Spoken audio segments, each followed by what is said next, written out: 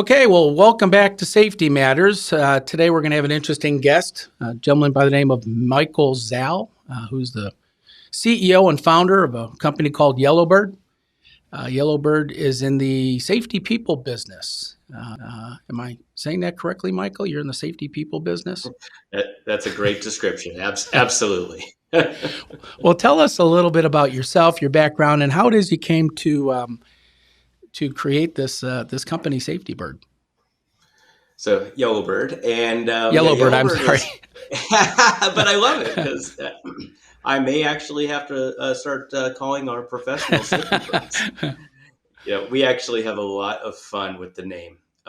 We have everything from our headquarters being called the Bird's Nest to I have a little adage that I put at the end of my emails that I say, "Let's soar." I try to include the bird in most things that we do. So, a little background on me and our journey. I was born and raised in Southern California. I lived there for close to 40 years, actually just over 40 years now that I come to think of it. Married to my wife, Jennifer, for 22 years. I've got a couple of kids. My 17-year-old son's preparing for college. My soon-to-be 13-year-old daughter's preparing for high school. So I'm right in the thick of it from a family perspective. My background is actually in technology since I started. I've been a tech guy for my entire life, and I've always been in high consequence industries. And what I define as a high consequence industry is, frankly, the people that are listening to your podcast probably understand exactly what I mean, which is industries that people get hurt, unfortunately. Injury from lack of safety awareness, lack of resources, lack of training. So my background actually touches very closely on things like construction and mining and oil and gas. But also we deal with a fair amount of insurance organizations as well, helping people reduce their safety risk.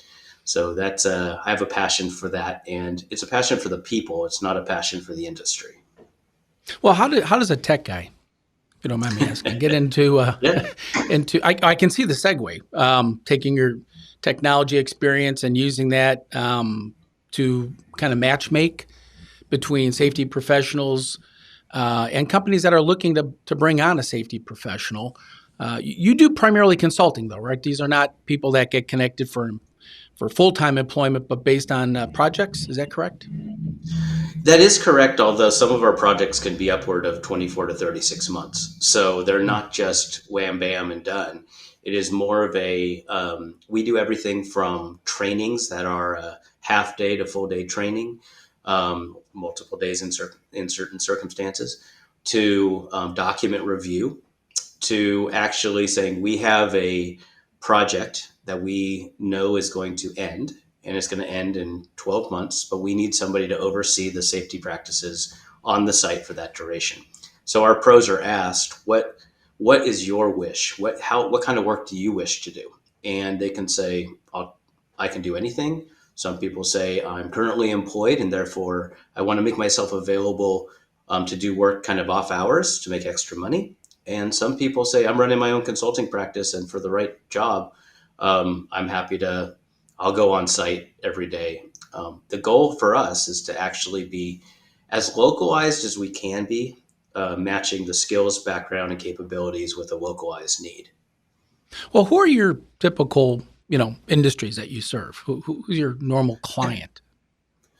It's it's almost like you're a venture capitalist because I deal with that question a lot. Those are the most important things that we get asked on an ongoing basis.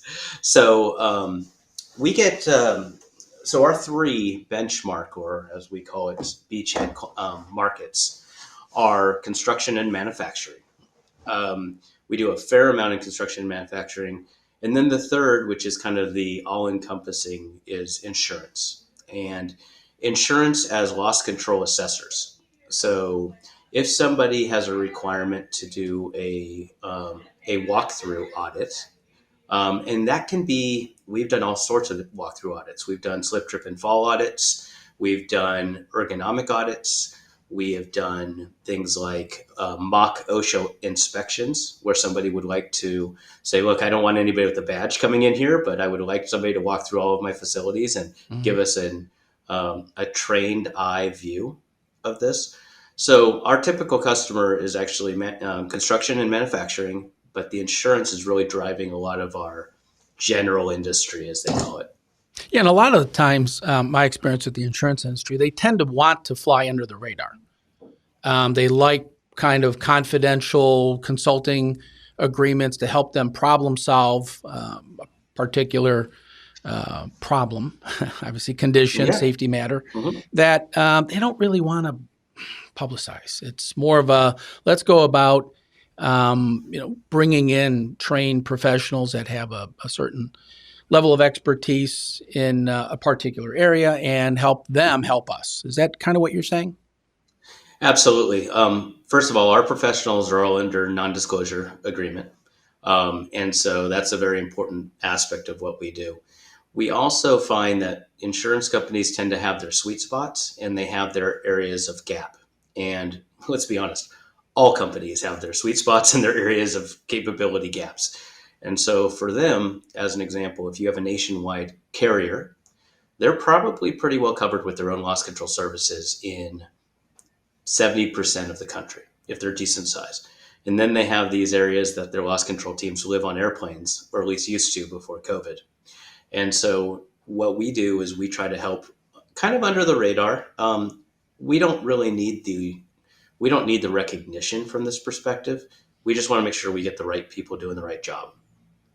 It's interesting. I was on Ralph Nader's radio show a couple weeks ago, Mm-hmm.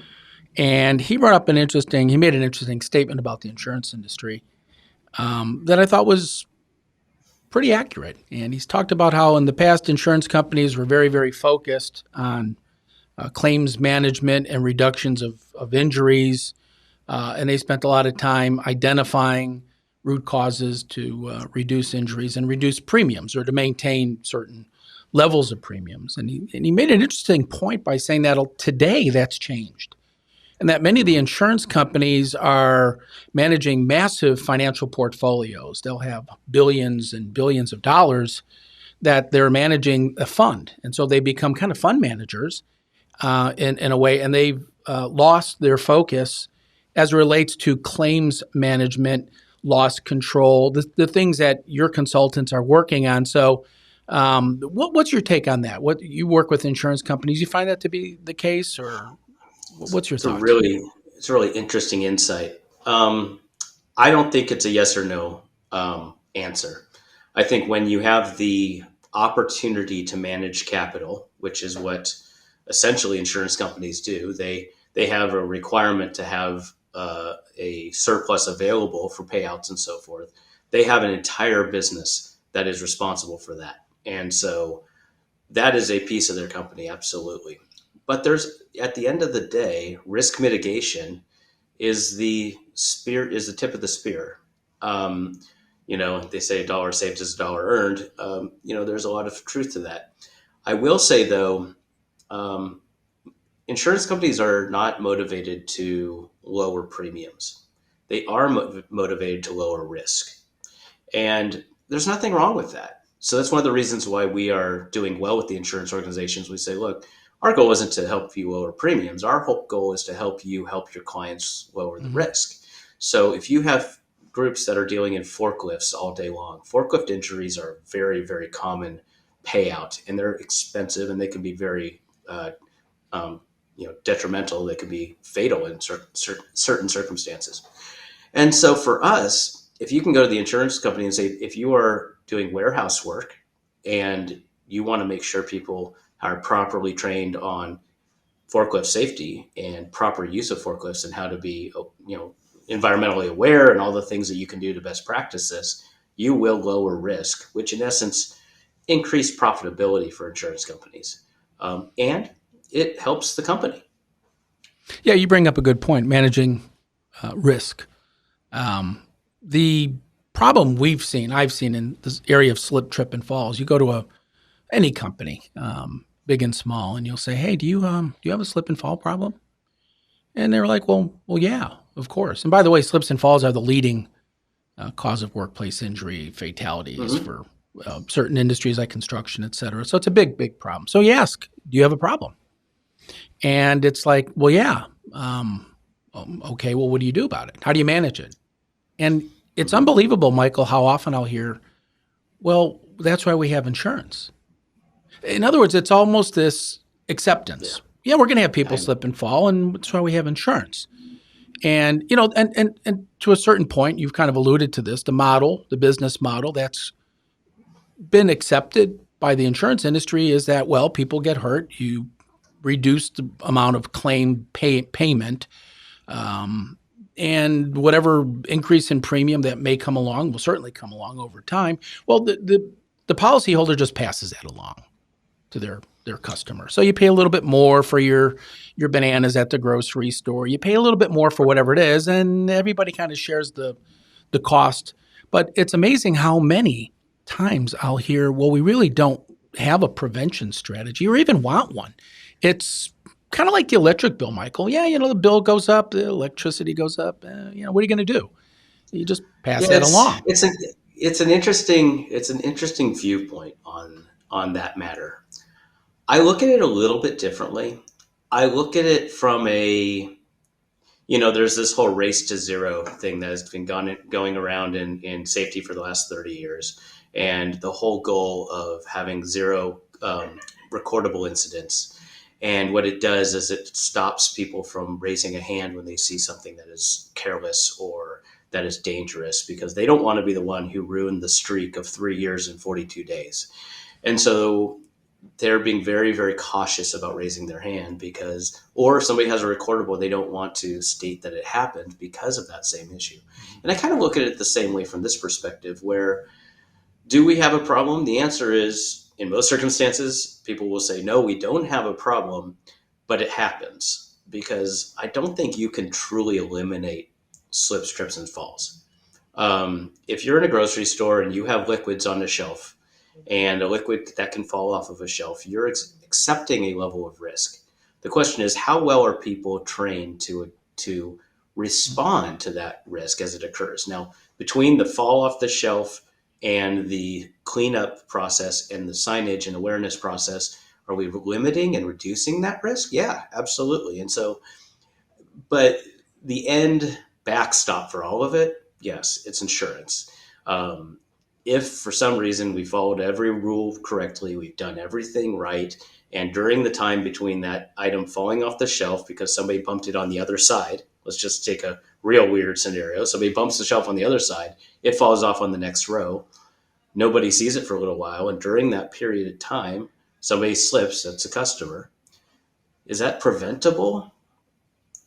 Maybe, but probably not. And that's the circumstance that you have to say, okay, well, there are things that you can train for and there are things that you can't. And we want to help you with the things that you can. And so that's the approach. That's the approach NFSI takes, as well as what can you do to prevent the most common types of slips, trips, and falls, which you brought up grocery stores. The leading cause of guest injury is, of course, slips, trips, and falls. Most of them actually take place at the front entranceway, and they're related to floor matting. People coming in, tripping on a floor mat. They're pushing the shopping cart over the mat buckles, it curls, whatever.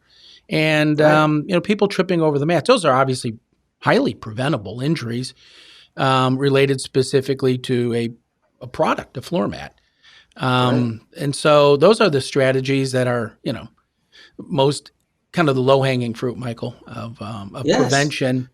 And there's, of course, other reasons, obviously, why people slip, trip, and fall. But just interestingly, floor mats seem to be a big one, as well as wood surfaces. Well, thank you. I learned something today, Russ. So I appreciate that. It's kind of what I do. It's why I'm called the slip and fall guy. But again, I'll give you even a better example. I worked on a case, a lawsuit, a number of years ago. Major grocery store chain had hundreds of stores, and throughout the proceedings, the plaintiff was demanding that the grocery store turn over 5 years of previous slip, trip, and fall claims.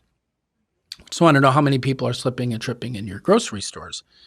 And after a battle, the judge finally ruled that the grocery store had to turn over their claims information. How many slip, trip, and fall claims, not lawsuits, just reported claims that had occurred in their chain of stores. And it would stagger you to believe that the number was over 86,000 claims. 86,000 claims. That is staggering. I also am amazed that they had the ability to, and they had the processes and systems in place to track that. Because Thus the need actually, that's right. Thus the need for a safety professional, which, by the way, without revealing any trade secrets, how is it you go about finding, matchmaking these clients and consultants? Yeah, so it's a really interesting process for us. We start with their certifications and we start with their accreditations and their training. And so there's different places you can get that type of information. A lot of it's associations and people knowing us and what we do. So you have the leading organizations in the country that do trainings.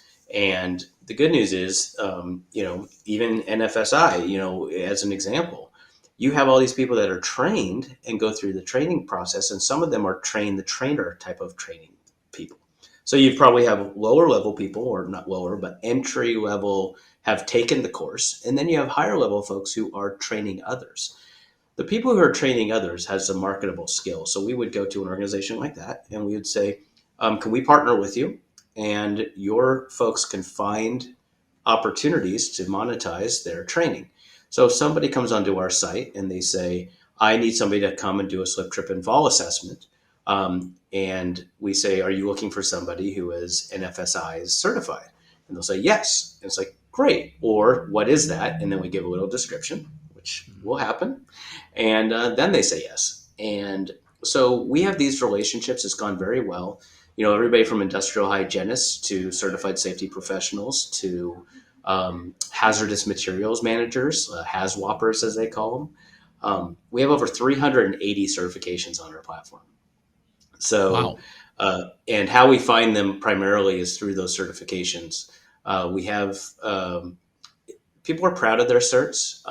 They have earned them. They've worked hard to get them.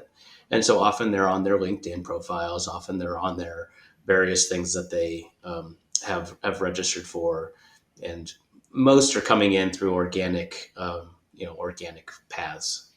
Right. Now, are you the middleman? If a client hires a consultant through you, do you manage that account or do they work directly with the consultant? So that is the beauty of YellowBird. So we were talking before you started recording that the vast majority of the people in this industry are the engineering sorts. And they love doing the work. They don't like marketing the work. They don't like selling the work. And they certainly don't like collecting on the payment for the work. But the work itself is what heats them up, is what gives them energy and excitement. And so for us, what we try to do is we try to take all of those things and facilitate it on their behalf. We are the platform of management. And so if a client says, I have one location and I need somebody to go out there, we on the app actually facilitate the entire transaction soup to nuts. We actually assign a manager that oversees that process. They are communicating straight with the professional, but we do have tools in place that allow for us to be the escalation path should something be going sideways. Because that's the biggest issue. Somebody says, I need you to show up at our offices at 8 a.m. on Monday morning. And somebody says, oh, well, I was there. And they're like, I'm here. And we represent both sides of the equation. And for that, we do get a percentage, but that percentage is generally offset because we provide professional liability insurance, occupational accident coverage, as well as do the whole facilitation of the transaction. Well, that's impressive. I can see where a lot of companies would want to utilize a company like yours because you're problem solving, A, finding the right person, B, the whole payment schedule, insurance schedule, everything that goes with bringing on a person, especially in the field of safety. Are most of the people you're involved with safety people? Are you talking to, within the insurance industry, safety professionals, loss control professionals, risk managers? I mean, it can be very confusing to consultants. Who do I work with? Who's right. the buyer? Who do I speak to kind of pitch my services? Yeah, we I have a phenomenal VP of marketing. Her name's Megan Trummel, and Megan identified early on that our personas, our target market audiences, are very different depending upon who we're serving. So in the insurance industry, you generally have underwriting and loss control. In the broker world, you have the broker themselves who are client servicing. So they want to make sure that they are providing our services to their clients as a value add and as a way of reducing the client risk. And then as an enterprise, you have really three people from my perspective. You have, in a big organization, of course, you could have a director of safety, and that would be or a vice president of safety, or vice president of environmental health and safety. Then in a relatively smaller enterprise, you're probably going to be dealing with somebody who is the HR manager, goes under human resources, can go under people operations. And that tends to be a hat of many that they wear. And so for YellowBird, that's actually our underserved market. It's the one that I think we can do safety as a service at the best possible impact, is helping those who are taking on far too many hats and maybe aren't able or well suited, or frankly just don't have the resources to address their on location. And then of course the last person. So those are all like corporate. And then obviously when you're dealing in large enterprises, you're going to be dealing with, or even small, but the facility manager Right. who's responsible at the facility level. So Right. I didn't really answer the question, but I gave you some No, you did. insight into. The reason I ask is a lot of the walkway auditors that we certify, they come in all walks of life, insurance Mhm. professionals, corporate risk managers, throw some attorneys, a lot of facilities people, and just a lot of engineers, people that get involved in matters involving a lawsuit, a trip and fall lawsuit. But aside from the insurance professionals and those who are captured employees by a particular company, the other kind of free market consultants are always looking for opportunities to get business. But Yes. oftentimes they'll struggle because they're not really marketing people. You mentioned you have a marketing person on your staff who knows how to match make, so to speak, the two parties. So what we would probably find to be very beneficial to NFSI is to partner with companies like you to put on your website under your EHS services location on your website, walkway Sure. auditors, I think walkway it's a great safety, idea. because I think it's a our great idea. team is always looking for, I say our team, the people who have participated and have become certified as walkway auditor certificate holders from NFSI are Mhm. always looking for new opportunities. And that might be a good channel. Absolutely. I think it's a great channel. The compliments in our world are, finding individuals who have secret powers that could be leveraged. We don't want somebody who's an introvert who loves going through OSHA documents to be training people necessarily, unless that is their super skill. Most of the people who are like to go into the regs, like to dig into the documentation, like to make sure everything's in compliance. That's very difficult to find somebody who's a extreme extrovert. But there are people who love training. They like going through and putting on a successful show, a show with documentation and a show with good, accurate training, but that don't put people to sleep. And Right. so those are the types of things. If we were to have a relationship with an NFSI, we would not only give them the benefit of finding new opportunities for slip, trip, and fall walkthrough assessments, but we would also give them the opportunity to put all their other skills that they have on the platform to maybe match them with things that they never even knew they could do. So how do you go about screening these consultants? How do you know you got the right team of people? Because Mm-hmm. you're in the middle. Like, I mean, Oh you're yeah. you're working with insurance companies. They're depending on you. Oh yeah. You placed the wrong person a Mm-hmm. couple of times. That doesn't go over well, and people lose Mm-hmm. confidence that you're able to match make, and I use that phrase accordingly. Yes. So how do you go about finding the right people for the right project? That's a fantastic question. Early on, we committed to we have to have better background checks and process than any other way of accomplishing the same goal.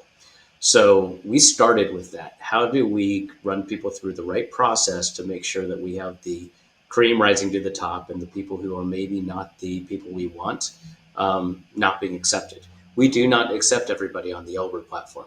I was going to ask you, how do you, Yeah, we roughly, vet what's your people out. percentage of people we We're turn about down? we're about a 30% throughput on the platform. Now, that's not all because we've asked them not to. Some of it is that we've rejected, and some people just haven't finished the process, and that's typical for marketplaces, which is what you'd call us in the tech world. A 30% throughput, especially one that has some upfront requirements. So our process, and I'll run you through it quickly, is we onboard people, asking them questions, just normal. And this is all on the app. So you go to goyellowbird.com and you apply to be a pro, and you fill out a few pieces of information about yourself. It's all secure. And then you say, tell us, and you start checking the boxes of the certifications that you have and the experience that you have. And then you upload those certifications or and a resume. So you actually have to provide proof that you have the things that you stated that you've had. And then you have a 15-minute intro call with one of our screeners. And our screeners essentially are looking for, did you show up on time? Were you professional? Did you reschedule 3, 4, 5 times? Because if you're that person for the beginning at our level, we won't want you out dealing with the customer. So we look for that. We're looking a lot for the process, more so than even the things that you can validate in documentation. And then when you get through that, the next step is we do a federal and state background check. And what we're really looking for is things that are predatory and things that are aggressive felonies. And so and we do this for every single person that comes through this match ready. And at the end, we run them through an orientation, and then they are ready. They're match ready. You're talking about certifications. I was involved in a project where another retained expert was claiming to be a CSP, Certified Safety Professionals, but CSP normally stands for, and he wound up being deposed. And they said, Mr. whatever his name is, you're claiming to be a Doesn't CSP, matter. but you're not a member of the American Society of Safety Professionals. How is that? And he goes, well, I'm not a certified safety professional. My CSP means certified snow professional. And I thought, well, that's a little tricky. And by the way, in order to be a certified snow professional, a CSP, you just join this association, pay your dues, and you're now a CSP. And he signs his name that way. And he provides safety safety projects is what he seeks himself out for. This is a perfect example of why we have them upload their cert. Yeah, make sure the CSP is the one you thought. Well, I mean, the Board of Certified Safety Professionals, BCSP, is who provides that, and we do validate. It's funny you bring that up. The original, the first chairman of the National Floor Safety Institute's B101 committee, when it was formed back in 2006, actually was the former president of the Board of Safety Professionals. He actually was our first chairman. Wonderful. Yeah, and it was just a great experience to kind of get us started that way. So we take certifications very seriously. We have a walkway auditor certification. Prior to that, and that was during the tenure that we were connected with ANSI. We were an ANSI standards developer for 14 years. Now we're an independent standards developer, but the certification is the same. It's always been issued through NFSI. There's no other walkway auditor certificate holder that we've ever come along. And by the way, Michael, if you ever find one that claims to be, but they're not, let me know. I will. So as we kind of wind up, tell folks how they can get a hold of you, how they start the process, how they can reach you. So if you're a company, you go to goyellowbird.com. It's yellowbird.com. And it says sign up as a company. There's no cost to it. Until we make the match, you don't get charged anything. So even to register and to look at all of the offerings that we have, there's no fees associated with it. So goyellowbird.com and you click on sign up as a company. Or as a professional, you go to goyellowbird.com and you sign up as a professional. Again, no fee, no cost. Our goal is to make it as easy as humanly possible to go through this process, and we're leveraging a vast amount of resources in order to do that.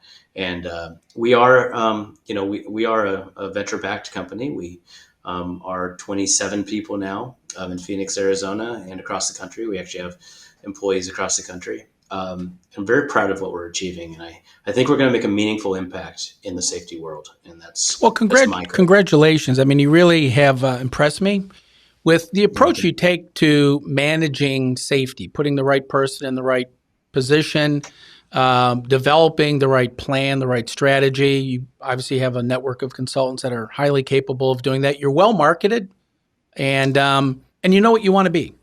And as somebody that started a few companies of my own, that always seems to be, hindsight's 20/20. You can always look back at other organizations or your own and say, boy, I wish I would have done that. But you seem to be striking all the right notes. So my congratulations to you. We've been speaking with Michael Zalle, CEO and founder of YellowBird, and thanks for joining the show. Thank you so much. I look forward to doing this again sometime. Take care.